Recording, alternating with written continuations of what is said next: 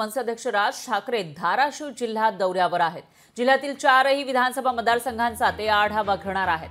आगामी विधानसभेच्या पार्श्वभूमीवर त्यांचा हा दौरा महत्त्वाचा मानला जातोय। मराठा आरक्षणावरून सल्ला राण्यानंतर राज ठाकरे काय बोलणार याकडे सगळ्यांचं लक्ष आहे। तर राज ठाकरे सध्या ऍक्टिव्ह मोडवर पाहायला मिळत आहेत। विधानसभेसाठी त्यांनी एकला चलो रेची भूमिका घेतलेली आहे, स्वबळाचा नारा दिला आहे आणि अशामध्ये वेगवेगळ्या मतदारसंघांमध्ये जाऊन राज्यभरामध्ये त्यांचा हा दौरा पाहायला मिळतोय। मतदारसंघांचा आढावा ते घेत आहेत आणि आज ते धाराशिव जिल्ह्यात दौऱ्यावर असणार आहेत। जिल्ह्यातील 4ही विधानसभा मतदारसंघांचा ते आढावा घेणार आहेत।